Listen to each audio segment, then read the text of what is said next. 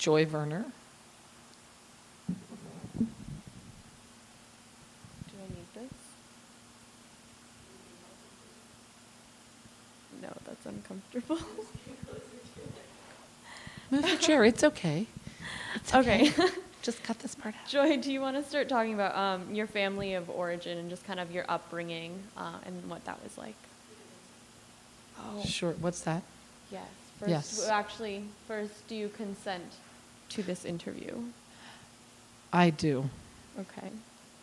I now pronounce you interviewer and interviewee. Okay. Yes. Good. Thank you. It's hard to have a microphone in my hand. It's going to be dangerous. You'll have to reel me in. Yes, I do. Family of origin, is that what you said? Yeah. Well, I was the youngest of 3 kids, and we grew up in rural Pennsylvania towards the other side of the state, a little bit towards Erie, PA. So kind of the out in the silence, if you saw that film, that's where I lived, in the silence. And in a small town, mom, dad, brother, sister, and myself. And grew up in the church, Baptist church. It was a big part of our lives. So religion played a big factor in faith, not even just religion, but having a faith experience, a relationship with Christ. Those kinds of things were a big part of the backdrop of life, in addition to all the other things that happen, like riding your bike in the country and those kinds of things. Yeah. What was that like? Do you want to expand more about like religion and how Yeah. that played a I mean, I role, think played a role? it's easy to look back now and understand a little bit more about how that played a role. I think then it was just my life. I was born in 1963, and so kind of it was where I grew up. I think primarily it was, I would say these were the things I didn't know much about: people of color, Catholics, and anything that wasn't like the country. So, like that was the growing up experience. I don't know that I, looking back, I can see that. Then it was just like my experience. So literally I lived on the other side of the tracks, haha, but true, railroad tracks in front of my house. A train would go by. We'd be like, hi, we're in our nightgowns. But, it was really very much a positive experience, but some parts of it that weren't, I think, I came to understand a little bit better as I got older. I think I remember, again, church was a big part of our life. It was having kind of a faith relationship. It was the kind of church that might have had revivals and altar calls. And as a kid, I would go up and be a person who would talk with people if they came forward to accept Christ. These were the kinds of experiences I had growing up. So certainly, it wasn't in the script to then be like, hey, I think I like women, or girls are interesting. And I remember like one thing, and I have a chart here that in my mind and also on a chalkboard. When I was 15, there was a small library in our church, and I remember kind of going in and looking through things, and there was this book, black cover with like Fire of Hell on it. And it was like homosexuals. That was the title, something like, homosexuals, burning sin. Go there, go to hell, burning homosexuals. But I remember finding that book and just being like taken aback, like, oh, this is something that is definitely bad and definitely not an option. And, that was kind of mental note. And then I think it was, in the same year, like in the 70s, late 70s, I was playing basketball, stereotypical. I wasn't a softball player, so I really failed all lesbians everywhere in terms of sports stereotypes. But I was playing basketball, which meant I was tall and I stood there. But I was on the team, and I had a crush on one of the older team members on the varsity team. And so I remember these kinds of things, but then, of course, the church library had the Burning Hell book. So that wasn't okay. So it just was this thing that was like, meanwhile, all the normal things that happen in life, whatever normal is, my sister's dating guys. I probably dated some guys, I recall. But it was this thing that I know was a part of my story. I just knew it was there, but it couldn't be. And so I think that's really how I would say. Went on to other kinds of experiences, church camp, go to church camp, had a crush on my counselor. It was, it was destined. Okay, this counselor, I think she's awesome. So there's always these crushes on women. Okay, little information bits. And then I went finally to college at Edinburgh, I think Edinburgh State College then, but it wasn't far from home, about an hour. I went to play volleyball. And my brother and sister had gone to a Christian college, each of them, and I was headed there, but I got a better scholarship to play volleyball, which in those days meant that I got like $35 probably. It wasn't real money. But so I played volleyball and literally no idea. So I go, it's 1981. I'm, with my big fro, really, I have curly, I got a perm, who knows why I did, it was like really big, that's what I did, but I went there and was involved with the team and had no idea, and for the longest time, I'm like, all these friends, they come to all these games, it's so nice, all these people travel to all our games, and at some point I said that, and the other women on the team were like, don't you know they're lesbians, they're big dykes, and I was like, oh, okay, don't worry, we'll protect you, and I was like, you don't need to protect me. Inside I'm thinking, that's great. Oh, okay, don't protect me. But at the same time, I'm like, flee the situation. And I literally quit the team after my freshman year because it was in my, again, I need to get away. This is a sinful thing. The book in the library tells me it's a burning hell situation. So I quit the team. And I got very involved in the Christian fellowship at my college, celebration. And where, let me be sure, all the gay men and lesbians go, but needless to say, that's what I did, kind of ran away from that experience and went to one that would support my faith and my values that I was struggling to clarify. So I think that was really my journey. And most of college, different experiences, again, with people coming to terms with that, finding other people who equally were struggling. Many times, you're kind of connecting with people who are also there in your faith tradition, and you're having like prayer time, and you're recognizing that maybe prayer time is evolving into something else. Okay, but now we have to go back to prayer time because that something else is the book, Fire and Brimstone. So I mean, that it was a huge thing. Everywhere there was something. I think in college I remember InterVarsity campus ministry group, there was the homosexual struggle. When you try to talk about it with people, they would refer you to those kinds of things. I even remember my campus minister, when I mentioned something about it or tried to kind of confess it, she's like, well, maybe if you read like Red Book or women's magazines and wore more skirts, literally. And you're just like, looking back, I'm like, are you crazy people? But, then it was those kinds of pieces that at your life, you're like, okay, what's wrong with me? Something's wrong with me. This is bad. So I would say that is much of the backdrop of my own sense of who I was in terms of my sexuality, my sexual orientation, my person. And it wasn't after college, I ended up joining the campus ministry group from whence I got that great information about Red Book. By the way, I never did subscribe, nor did I really wear skirts that much. But so I joined that group, and there was the period of the professional Christian, being a campus minister myself then for about 3 years, which was a couple years after college. I actually I went into Christian radio right after college and worked in central Pennsylvania at a Christian radio station, struggling still, like it was still my journey. So I would go on the air and kind of be sharing the gospel message, playing music, having these things that probably were playing messages that were saying anything from what at that time in the 80s, like, hey, homosexuals, you're going to go die in hell. Great. And now a word from our sponsors. This literally was true.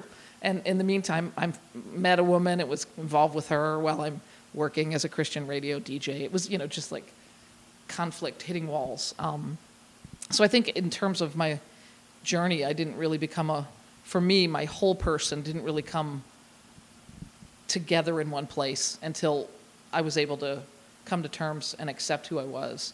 And in part I almost had to, I didn't, but in part I felt like I had to leave my faith to embrace that part of me.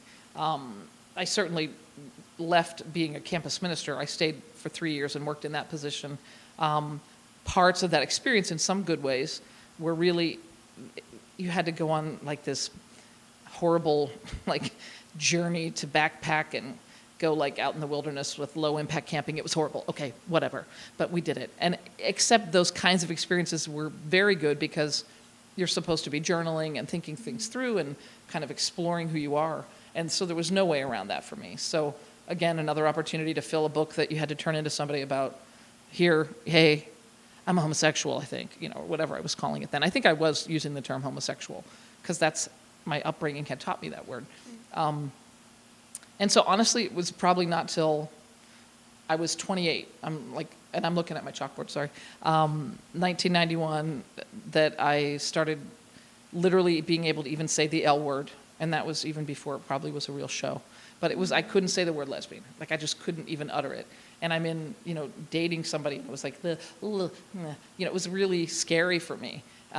Going to the first lesbian bar, well, that's scary for everybody, let's be honest, back in the 90s. It's true, there were people that had the cigarette packs rolled up. That just wasn't on Grease.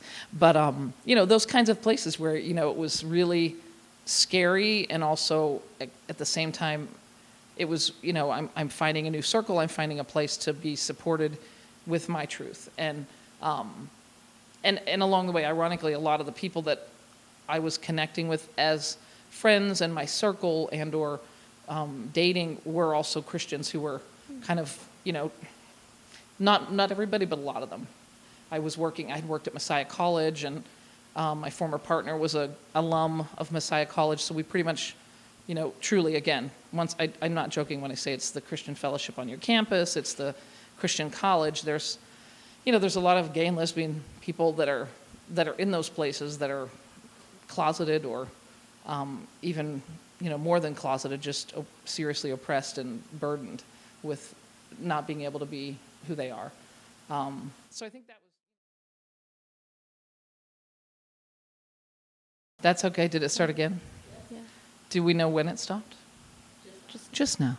So yeah, that was in the 90s. So I think it was a mix of, ironically, I met a woman who, my first, I guess, official, what is the joke? Lesbians, what do you bring to the second date? A U-Haul. That was true. It might not be for your generation, but it was, Kay, it was like, yeah, hey, nice to meet you, great, let's move in. But it was somewhat like that. But she was leaving a relationship that she'd been in for a number of years because she felt, I can't be a lesbian and be a Christian. So she's leaving the relationship, and I'm like, I'm a professional Christian, and I can't be a Christian and a lesbian, so I'm going to leave that Christian thing and become a lesbian. Like you don't make these, like, I think I'm going to be a lesbian today. But that's kind of where we met in our journey, surprisingly over a sport, volleyball. But, we connected, and it was then that we kind of were seeing, for my part, I really see that God brought us back. We were on a path that was meant to connect. We were each at a different place in our journey, and I really see, my faith is still a part of my life, certainly. Some of it I have to leave behind, and some of it's still in front of me to figure out. But it definitely, I can see God's hand in that, and being able to come together with somebody who shared a similar faith tradition and was really at a place of, having to abandon who she was as a person to embrace that faith, and I was abandoning my faith, it felt like, to embrace my person. And so in a lot of ways, I think that those years connected and together really gave a foundation to being able to come to a better place. And then grad school, ironically, I went to grad school nearby, Dickinson. I went to Shippensburg, and that was in the 91 to 94. So ironically, I'm in grad school for counseling college student personnel, like student affairs work, while I'm working my practicums at Dickinson, and it's at the 90s, it was that time, but there was a lot of energy here. I'm seeing these students coming into college, like they're just out. They're vocal and they're out. It was the 90s, that was what was going on. And it was definitely, to me, I'm like, if they can be out, then what? I've got to do that too. Like, that's just, they're kids, even though, I wasn't much older. I'm like, these are high school kids, so I should be able to do this. And so that was really, I think, a time of being surrounded by students that were, some students that were vocal, and also staff that were vocal, and there were a lot of gay and lesbian staff that were supportive, and some of the energy that happened then on campus to be able to support that culture and support people and just make it a more inclusive campus. So that was really the soil in which that grew in a healthy way for me to be able to be strong and be able to be vocal and be able to be honest. And so after that, I'd say, if I had to think of the next part of the journey, it would be, I've come out to everybody but my family. That's pretty much where I'm at now. So I'm, 28, I'm actually in my early 30s by then, and I still haven't told my family. So everybody but my family knows this. So I think it was, at some point, my mom had passed away when I was young. She'd had cancer, Hodgkin's disease, and she passed away when I was in 6th grade. So I'd pretty much been with my dad, and my grandmother lived nearby, like pretty much directly across the driveway in our rural compound. It wasn't a compound. It should have been, though. Yeah, so, sorry, I lose my own train of thought. Dun, dun, dun, dun, dun. The compound. Yeah, home, something, my dad, yeah. So I decided I had to come out to my dad, and I must have rehearsed it and been like, I just need to do this. Like, I have to come out to my dad. I'm actually thinking it was, sorry, I'm looking at papers, because this is what happens at my age. Like, when was that? I don't know. It was actually in, October of 1995. So when I think of the thumbnails of life, I go, okay, photo of that moment. I'm in my, around in our living room.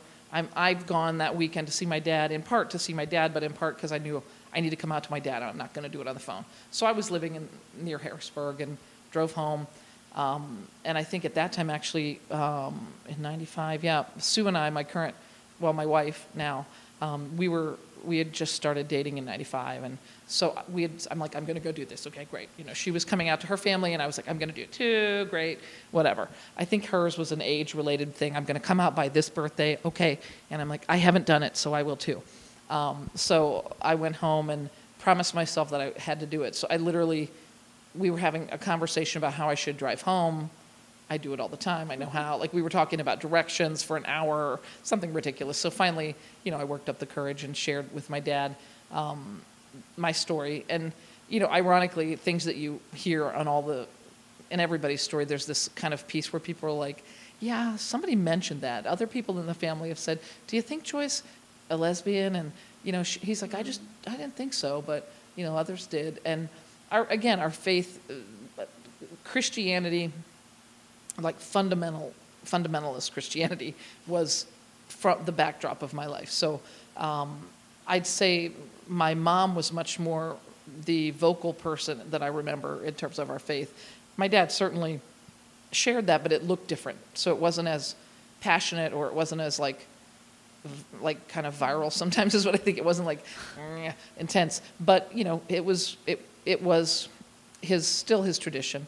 And also my sister and her husband still lived in that area. So my dad, when I would leave, my dad's living in the same town I grew up in, the same out in the silence rural place, the same church that I grew up in, the same church he and mom went to.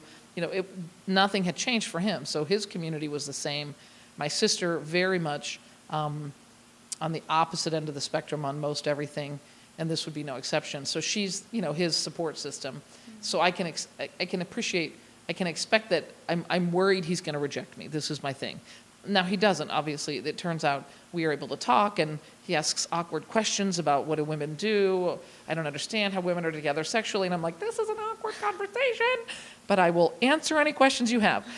So, we went through some of that, and at the end of the conversation, it was just assuring me that he loved me and that nothing was different, that was the case.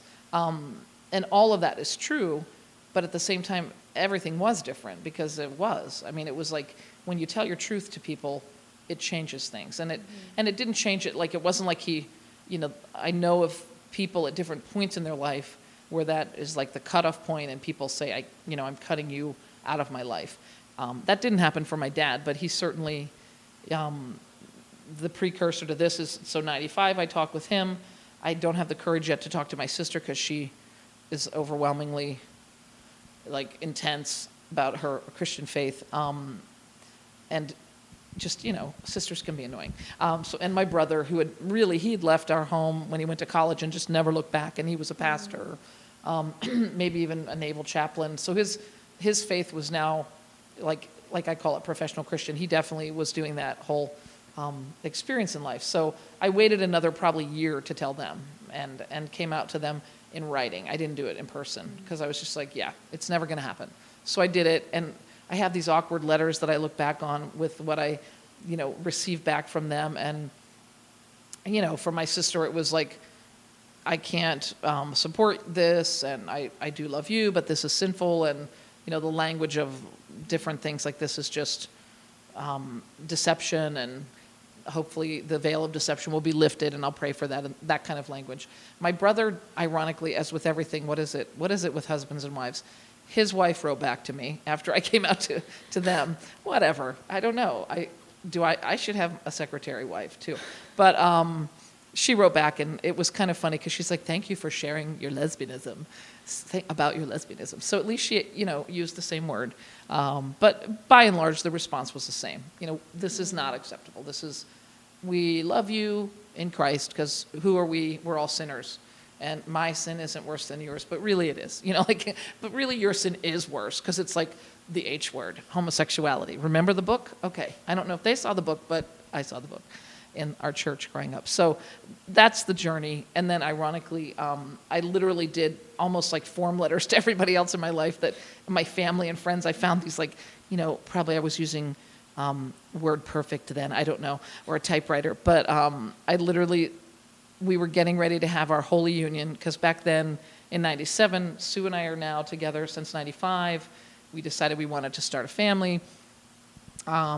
And so we did what most traditional people do. We're pretty traditional. We decided we should get married. Of course, we couldn't officially get married, so we had to get Holy Unionized. So we did that. Faith was, I joke, but Sue grew up in the Lutheran church, which is like a refreshing option to being Baptist. But so we decided, we wanted to have something related to our faith. But also a big part of it was, our celebration of who we were as two women, and joining, and, celebrating our lesbianism too in our wonderful song selections. But that was in 97. So by the time that was being decided, I just had to send letters to everybody. Like everybody else in my family, I kind of got a letter. Every friend I hadn't told got a letter, just so I could be like, and you're invited to this. Here's this. And sorry, it's August. And in October, we're going to have our Holy Union. So here's information.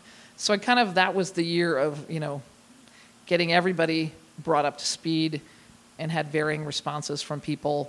It seems most of my family, my aunts and uncles, they all had some conversation surmising that I must have been gay. So, they all kind of figured it out. Again, the only faction of my family, the only part of my family that ever really supported that was, ironically, I remember my dad's brother, his brother Paul, my Uncle Paul, they live in Philly, Aunt Bren and Uncle Paul and all their kids. They have like 4 kids. And we always they were like the bad Verners. They were like the bad Verners. They went to the Methodist church, but they were like, they drank and they did stuff, so they were bad. And I look now and I'm like, isn't that funny? Isn't it sheerly beautiful that the people who were in my corner for my important place, journeys in life, were the bad Verners. So the bad Verners showed up at my wedding at the Holy Union, and they've been there in every way ever since, in the ways you would want family to be there. My dad. Sorry. It's okay. It's back. Okay. Okay, we're good. That's cool. We're good again. So, yeah, basically, I guess my story it's about celebrations, but it's also about kind of, you recognize how far people can go, and not everybody can go there with you. And my family, they couldn't go there with me. For reasons, and I think that, if I could change something, that would have been great to have them there, but they didn't, and they couldn't. And so they chose not to, based on their faith convictions, to not be there. And I remember having a, serious argument with my sister, pretty much saying, okay, I get it. So I'm the sinner, and okay, so what is it? WWJD, what would Jesus do? I'm like, what would Jesus do? Okay, so Lisa, yeah, I'm the sinner. So what did Jesus do? He spent time with sinners. And then the Pharisees said, we don't like this guy, let's kill him. So if we're going with the theory of your faith story and experience, then you should be at my wedding, because I'm the sinner, and Jesus went to their parties. So this is why you're supposed to be there. She didn't go with that, but I did my best. but I really am, I kind of the thorn in her side, right? I'm always like, she would say this, and I'd be like, well, the Bible says instead of, pointing the finger at me, why don't you pluck the log out of your own eye? Like, what are your problems that you need to, like, I'm working out my salvation with fear and trembling. You're supposed to work out yours. These are our experiences. So, again, it was a very important time in our life. My parents, my mom, obviously not there. My family wasn't there except the bad Verners. Sue's family was there, although her mother was crying, not for like, this is a beautiful time. It was like a horrific cry. She was also, Sue has her parents have had their journey. She came though. So we look back at that video and we're like, oh, I remember your mom crying, like horrified that you're marrying a woman. That's fun. But time moves on, and our family grew from Sue and I to, we've had 4 children now. Wow. Sue gave birth to all of them. So we've gone through everything. We have like the year 2000, 2002, 2004, 2006. Like, it's as if we were on the plan of having babies every 2 years or something. But we had to jump those hurdles to get pregnant, and then jump and wait a long time to jump the hurdles to adopt, for me to be able to adopt the kids in Pennsylvania. We were among the first couples in Dauphin County, where we lived at the time, in Harrisburg, to do that, among the first 4 couples to get through the court system there to do that. And it took a long time. By the time Pennsylvania was even willing to entertain that, we had 2 children. So it was, Ethan was probably 2 and Hannah was 4 by then. So it took a long time for this to happen in our state. But each time, everything seems to be some journey of like, oh, how do we get health insurance? So like, how do we do this? How do we fight to get partner benefits at the next job so that I can have insurance for my partner at that time and my children? And so it would be like bringing it into the conversation and then having to be the one at the job at the city of Harrisburg to do the research and make the policy happen. And, also that you could take care of your family. And then adopting the kids, continuing to grow our family. And I think a little bit that it's sort of changed things. We invited people to their baptisms, and I think my dad made it out to some, and my sister has been involved, but I don't know. Whatever they can give has to be enough, because I can't make them give more. But it's that reality. I think it happens in all families. It's not just because you're gay or lesbian. I think sometimes people that are in families don't approve of who you marry, so then they treat you differently. And so I'd be like, oh, look, here's Sue's family's Christmas cards posted. And I would see ours, and every time it would bother me. Our card would be up, and somehow it would block the words on it, because it was always just our kids. It would be this kind of like some little card I have here, I don't know. And her mom would cover up my name. So I'd be like, what's that? It would be covered. And so there were times that I would strategically go out in their dining room while everybody was in the living room and be like, and I'm moving my card.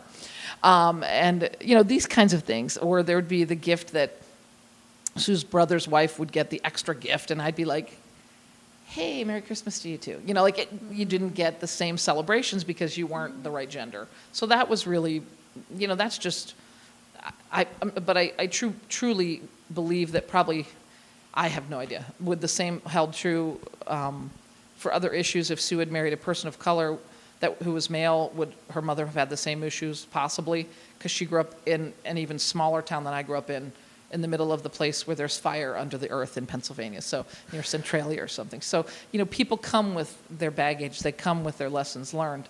And so it's, over the years, things have changed. Now, the cards aren't hidden. I'm there in the church directory photo. I'm who I am. I'm the wife of her daughter. And then when we got legally married this year, they were both able to be there as well. Sue's dad passed away a few weeks after that, but they were there. And I think that what the example of that is, from Sue's mom's crying of like horrified tears to pushing her husband in a wheelchair through to our marriage, our legal wedding in this past October in 2014. That's a journey they had to take too, just like my journey. Like, it's a journey that, like it or not, people have to take with you, because they either have to decide to cut you out of their life, which some of my friends did, and some of my family, it felt like they did, or they have to decide to keep walking alongside of you sometimes, sometimes completely in a different vehicle, sometimes back in the same vehicle, but eventually, you just have to continue the journey. And I think that's what I've seen now with my own family. I think I, it, I was able to tell my dad what I needed to say. Hey, Dad, these are your grandkids. Like, whether you see it that way or not, just because Sue gave birth to them, we had a whole conversation about that. Well, they're not really your children. I'm like, they're my children. Like, they're totally my children. This was before I could adopt them. But I'm like, how are they not my children? I didn't give birth to them, but, I can adopt them. How is that any different than if my sister and her husband adopt kids because they haven't had any children yet and they've been talking about adopting? How is that different, So you come up against attitudes that that I don't even think your family members know they have until they're pushed. So that's a bit of my journey. And I think for us, for me, I think, did I ever imagine that I would, I think I was looking at something I did for National Coming Out Day in 2010 when we had this here out on Britain early with the Pride at Dickinson, working to create that initiative and being involved in that. And I remember saying, the plan where I grew up in Franklin, Pennsylvania, the plan was to grow up, go to college, maybe that, not everybody did that in Franklin, marry a man, and then have 2.5 children. Like, that was the plan. So I was off script. I did grow up, I did go to college, and then I went off script. And the only way I could have been off script and been approved to be off script is if I didn't get married, then I would need to, probably do service work or be a Christian, like, ministry person. So I was kind of headed that way. But then, I say God had a different plan for my life. So that's what I see it as, that God put me on a path back when I was playing volleyball and deciding to leave my Christianity and be embracing my lesbianism to find another person who was in the same kind of questioning phase from a different angle. And I guess for me, I see that I always see God as kind of in my life, and that will always be the case. My faith is important to me, but not always have I found a place at the table with other people who share my faith when I am bringing them my truth. And so that's the piece that, in some tables where you gather with Christians, they would be like, and let's get some stones and bats and do something to her because she's a lesbian, or whatever. Like, they would take it out on people, as we have seen in lots of different places. People have a lot of hatred that are in the church, just like people have a lot of hatred that are anywhere else.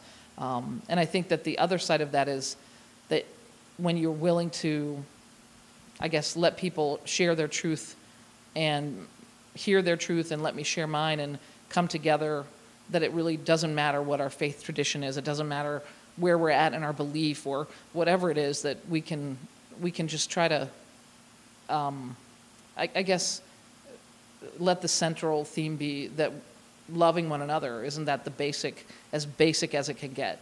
And how do you demonstrate that love, in life? And I think that's the biggest piece. If I would look at my journey, family of origin till now, that's, it's coming to terms with that. Now, I'm now left as my dad's passed away, and it's just my siblings and I now, my brother and sister. And I truly, like, kind of, a funeral is an opportunity to come together as a family as well. And at that moment, we're sitting around a table in small town Franklin, Pennsylvania. Lisa's the only one who still lives there. My brother Don is from out in Wyoming now or something. But it was this kind of like, and yet we're still sitting there, and here we are back in our same roles as what, I just thought, this is a perfect chance to say what I'm going to say. So it was finally like, guys, you know what? I know you don't approve of me, and I know you don't approve of my life, and my life choices and who I am, but you need to know that the only reason we've stayed connected over these years is Dad. He's the only connection we've had. We come together, we have conversations about Dad. Dad's gone now. So as far as I'm concerned, I know that we're not going to stay in touch, because you pretty much judge me and you act like you're like hateful, and it's not okay.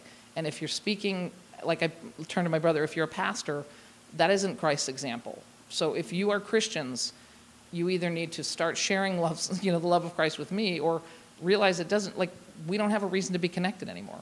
Dad's gone. None of us are going to come back to Franklin. Our hometown is just that. It's a place that we look back to. So, I think the attorney at the time who was sitting there was like, this is getting interesting because, I'm like, yes, I'm a lesbian, okay. And I'm tired of the way you're treating me, and I have 4 children, and, acknowledge them, and blah, blah, blah, blah, blah. But so, it doesn't end. I think that's when I say I do kind of the chronological thing, because that's the way it works for me. But, it's still a coming out process. You come out, I'm certainly out, like that's clear. But the process isn't just mine.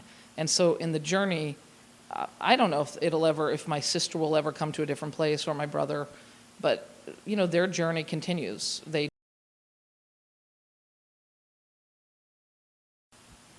You're good again. Good. So I think that experience in October kind of is a good closing point to say that's really what this, family of origin till now, like I kind of see that gathering. I'm in my midlife now, right? 50s. My children are various ages, and it's exhausting to think. 8, 10, 12, 15, just turned 15. But so they've got a lot of life left, and I'll be in a wheelchair soon is how I feel some days. I'm like, okay, you're going to be pushing me in a big stroller called a wheelchair. But when we were together at that experience, bringing all the people in our lives together over these years, and some are from the neighborhood where we live, and some are from the church where we attend, and some are the throwback lesbians we haven't seen for a long time. The bar closed a long time ago. It's now some kind of who knows what, like country western bar. But from all the different pieces in life coming together, jobs, people that never go to church, that have came to that church to come to our wedding, it was just this really interesting experience that we won't replicate again, that's for sure. But that's really, to me, the summary of what is it, like, what is our history, like, what is my history. This thread is definitely the 2 threads that are interwoven, is my identity as a lesbian and my identity as a Christian. And that those 2 have continued to be a chord in the center of my life. And now I think the irony is, where I've been at, I most identify as a mother. When we used to go to groups about, how do you identify and what's your pronoun? I'd be like, mother, tired. I know tired isn't a pronoun, but that's, that's where I'm at. But so in all of it, that's, I think how my life would look so different if I could not have come to embrace the truth and to be able to celebrate who I was. And that, that's what I hope for anyone who is stuck in a closet somewhere, who feels, unable to be who they are. And I think it doesn't matter if it was, the history of Central PA, like way back up until now, there are still so many people, so many kids who struggle with acceptance, and for lots of the same kinds of reasons that new words that I need to learn, new terms that I don't know because I'm an old lady lesbian, but that there are lots of experiences people are having, and the other than, you're not, like, they find the book and they they feel condemned by the attitudes of people around them, by the actions of people around them, and they don't have hope. And that's the biggest piece that that doesn't seem to change no matter what year it is on the calendar. And I hope that that everybody can be honest and share their truth, because it helps the next person and the next generation. Yeah. So I kind of have another question. Yeah. How is the process or the experience of finding your place within your church, either the church you attend now, right, or churches you have been to? Right. How did that? Yeah. Yeah. What's funny is, I would say it doesn't always feel like a finished process for me yet, because what's happened, I'm there. Like I'm there in not always in spirit. I'm there in body.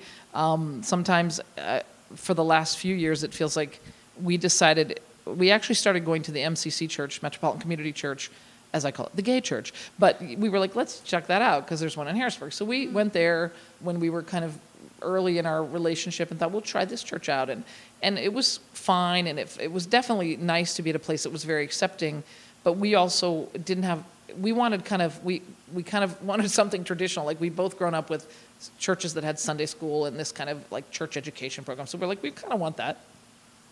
So children kind of changed everything. You know, when it was just the golden retriever dog thing, it didn't change everything, but children changed everything. So we started looking for other churches that would be more aligned with our faith, a faith tradition, but then also with who we were. So we went to like Unity Church, we went to the Unitarian Church. I think we literally went to the Unitarian Church on the Plants Have Souls Sunday, and I'm not joking. And I was like, I'm not sure I understand about the plants having souls.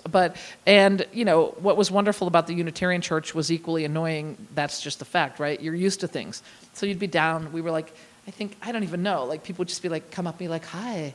Because they knew we were lesbians. It's so great to see you. Come, we love lesbians. You know, it wasn't that, but that's what it felt like. Come, we love the lesbians. We're having a lesbian movie. We have a lesbian potluck. And you're like, thank you. And they're like, how are you getting pregnant? Are you doing it? And you're just like, this is interesting. And you walk away. So that was one experience. You know, the Unitarians were very welcoming, very knowledgeable, very kind of in your face about, we know about your pregnancies and how to do it. And let's talk about it right now. You know, and then you'd go to another church where you'd be like, your partner, oh, really? Do you have a business together? And you're like, oh my gosh, no, we don't have a business together, but okay, we'll talk about this. So I don't know how to explain it. I think we ended up back at Sue's home church because we lived, you know, where she grew up. And that was something that was comfortable for her. And Lutherans, you know, they're certainly a far cry from, there's a little high church in there for people who like that, but we go to contemporary worship. But they're not hung up on some of the things that my tradition was. So I don't know. Like, the irony is we have our daughter, Hannah, who just turned 15 last month, went through, what is it called? Confirmation, I guess, in the Lutheran church.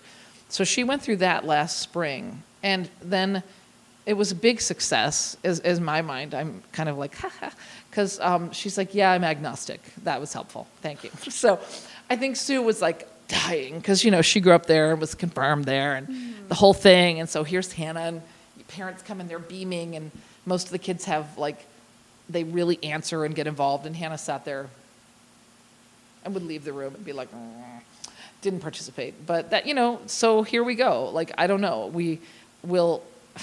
I hope that what we pass on to our children is how to value people and how to respect people and how to treat people. And if along the way, one of them, you know, if they decide that faith has some spiritual life means something, or a faith tradition means something, that's great. If they're agnostic, okay, I'll work with that too.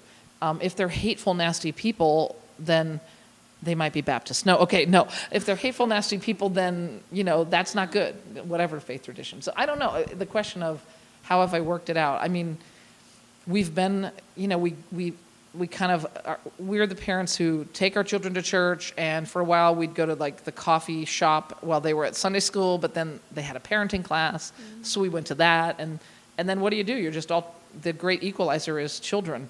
And so we'd be there talking about our children, and it came up a little bit because some of the people must have been clueless. They didn't really get that, like, I don't know how they didn't know we weren't, like, we're there, we're, like, our children are being baptized, we're put the names in the bulletin the same way everybody does, but they just were like, so, okay, so you're lesbians, and okay, like, what's that? Like, how's that? Like, it was just, they didn't.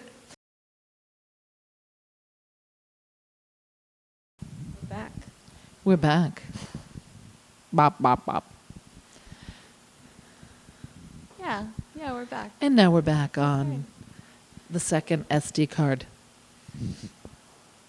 So your question was how, the essence of what you're trying to, because I go all over the place. I think it was, Like, how you integrated both parts of your identity. Yeah, and I mean, I think,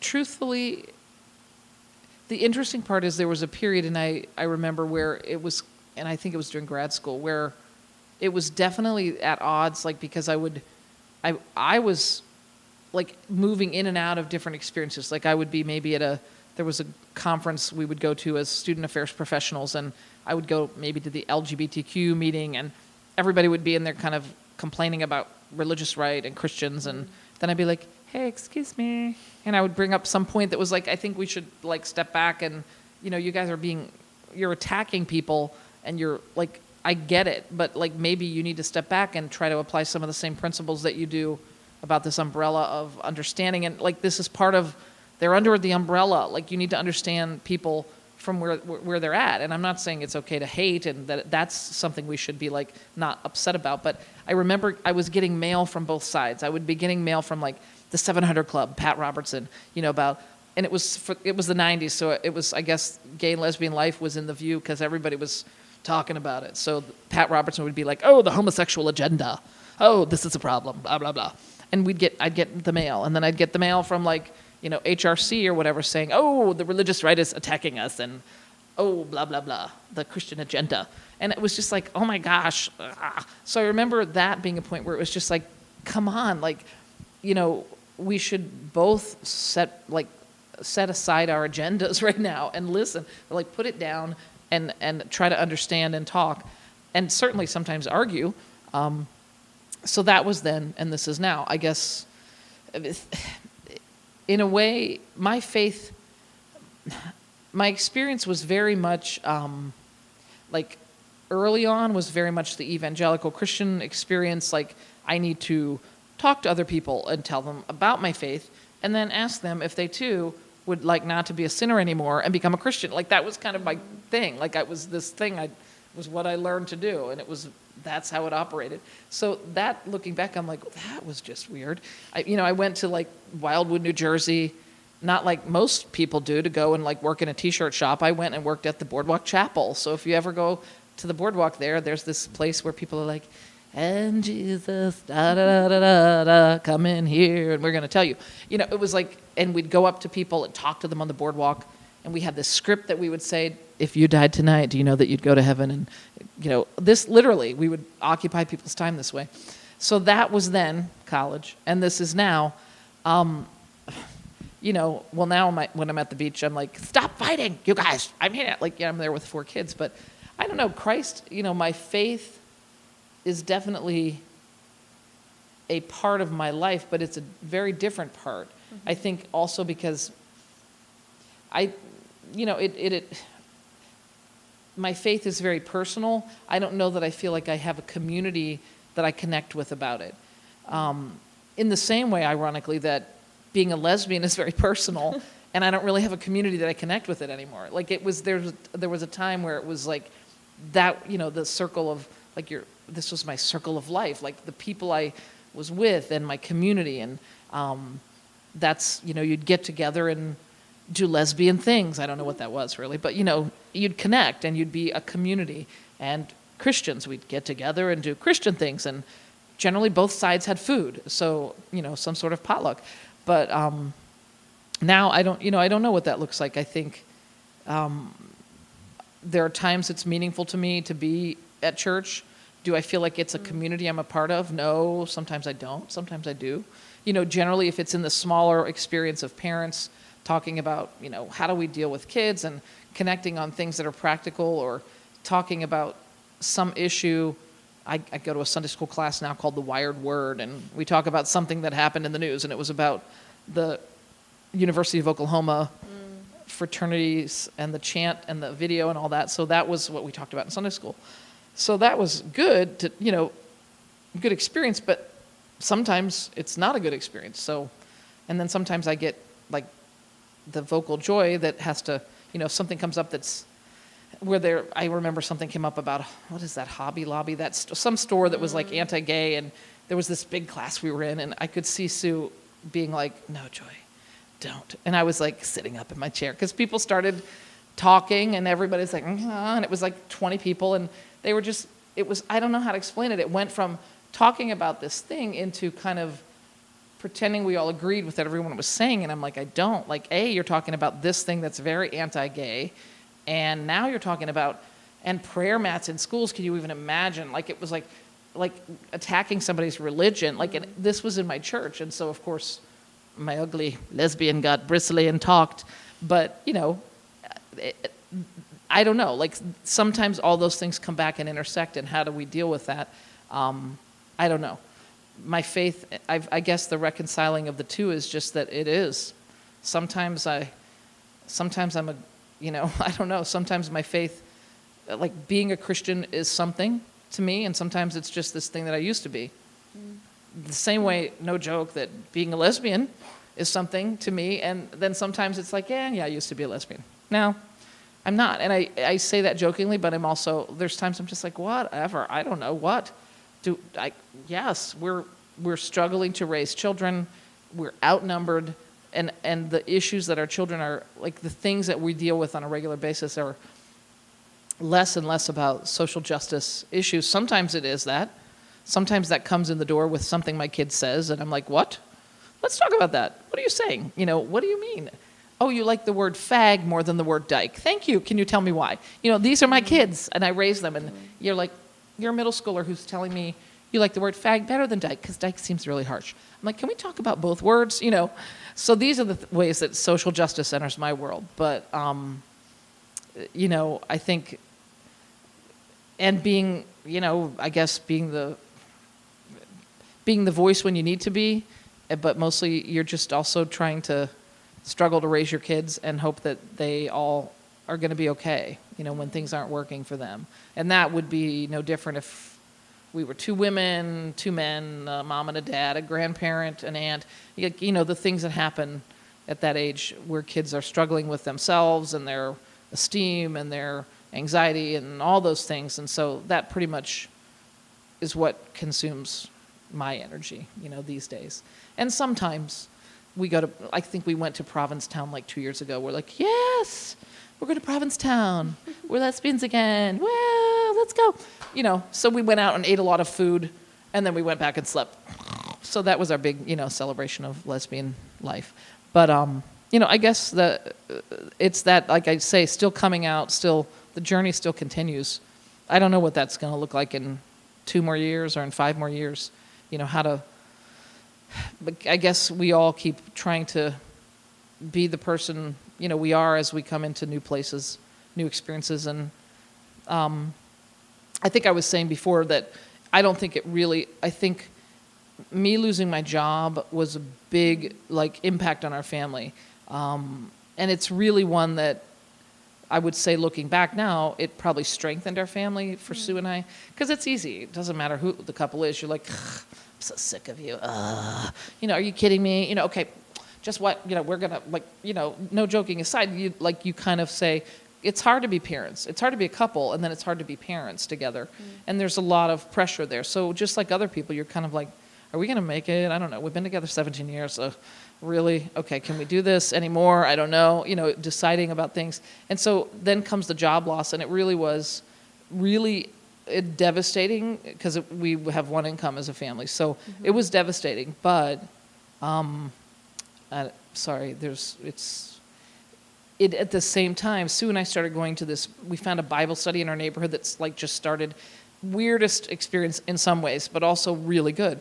There's this woman called Beth Moore, who, if you've ever seen Joyce Meyer on TV, it's like Joyce Meyer with blonde hair and on steroids, but she's an evangelist. Okay, so I'm like, okay, this will be weird. We're going to go to a Bible study in our neighborhood with these Christian women.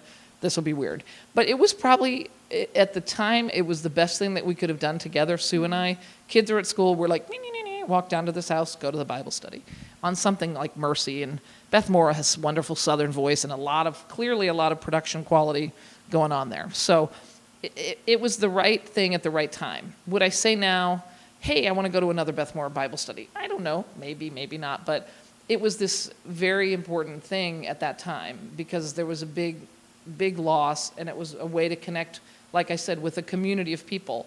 It wasn't our church. It was this group over here. And so there are times that I think these things are handed to me and come to us because it's the thing we need.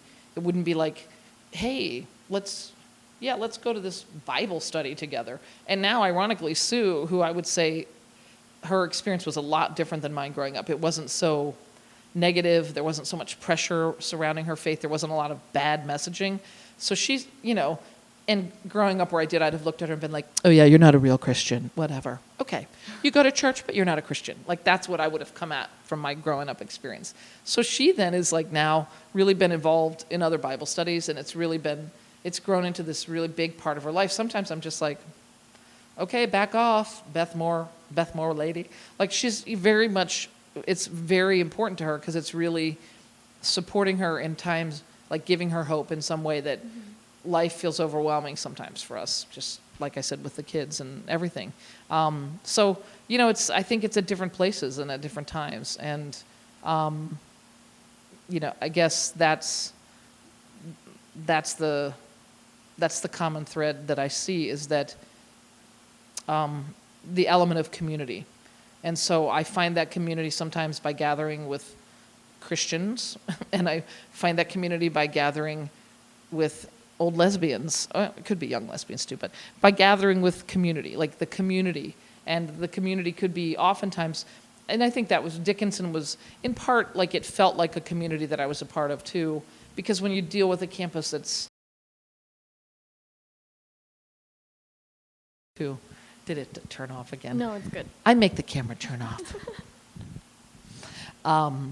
So yeah, they're integrated just because they exist for me, like in me. They are all real in my life. So that's how they coexist. Sometimes one is dominant and one isn't, and sometimes they coexist, and sometimes they're at odds, and that's how I see it. I was wondering if you could talk more about your time at Dickinson and how that community was like. Well, I think for me, I was at Dickinson when I was in grad school. So in the early 90s, I was here for like 3 years. While I was doing my graduate work, I was here doing my graduate practicums, like for grad school. So I pretty much lived on campus and had a free housing in exchange for working for them. So that was like kind of the grad school era, and it was very much a work-related connections with people, and there's certainly some people that I felt connected to then, but it was very much like I'm doing grad school as well as connecting with these people. Coming back to Dickinson, I think I'll say that piece at the 90s was when it really hit me, coming as a grad student, as an older, returning student. That was when I was able to find my voice. And Dickinson, I'd say I always will look to Dickinson as the place and the community that helped me find my voice back then, to be able to come out and just be like, you need to do this. Like, there was support, there were professionals that I worked with, there were students, it just was the right time for me to be here. So that is always what I look back to as the place that gave me my voice, Dickinson. Then coming back here, I think I came back in 2008 to take the position that I was working in student development. And it, certainly a little bit different because I was older and I wasn't in grad school. And so it was coming back in a functional role, like a full-time role as a staff member, administrator, a part of the student development team. Mm-hmm. But I think I really, really think the two pieces that I think for me were the part that really elevated that community sense again were when at some point, I think maybe a year, maybe into 2 years or something, at some point I said to my then boss if I could use some of my time to do something with LGBTQ issues, because it felt like, having been here in the 90s and then coming back, it was like, what's he, like, I was not seeing it. I wasn't seeing and hearing so much. There were pockets of it, but I was like, what's here for these students? Like, I don't see anything. There's nothing really visible. I don't see anything that the college is providing that's really a good message of support. Like, it was Spectrum and it was some student things, but where was the piece for the college? So I just said, hey, could I use some of my time, some hours to do something for gay and lesbian students? And she said yes, and I ended up working with Paula then, and that's when took kind of my brain insanity and like worked with somebody to create Pride at Dickinson, to come up with the images and do some branding and some programming and create Out on Britain as an event that would be a signature event the college would do out of ODI. And I think that piece, first off, it connected me with some students, because I pretty much largely was in my office doing researchy kind of policy work. And No, okay, we can continue. I forget, what were we talking about? There was something you asked that was insightful, and then I rambled. About Dickinson and and The how that was a community. community. Yeah, and I think, so for So- me, I think Pride at Dickinson, kind of getting connected to that, being involved in making something and creating something that was really meant to serve students and connect students with each other and the community, that was very positive. And from there, it was just really, it was very personally important to me, just as an old lesbian person, to kind of do something that mattered. And Out on Britain seemed, with the closet door and the people sharing their stories, it was really, I think, a powerful way to be connecting people, and that it was a powerful event. But then out of that came other chances to connect with students and people that were then involving themselves in various projects, and as there were the task force that was put together to kind of decide what was happening next prior to the director's job being developed. It was really a lot of positive energy, a lot of energy coming together. And then I think I was relocated. My office initially had been in the hub, and then I got relocated to Landis House. So initially I was like, ew, that's a smelly building. It has plaster walls and it's hot, like whatever people do. I'm like, ew. And it was awesome. I think that was a really great chance to be really just literally in this home, a home in a sense of the services provided to students, kind of this really safe space that became the signature diversity initiatives, and obviously the Pride at Dickinson, and then whatever it is now, LGBTQ Center, and violence prevention, all the services that, kind of really, really important things. And the way the space was used was really neat, just seeing people come and go, and it was just really a very positive connection. And it really, as much as it was on campus, it was its own world in some ways too.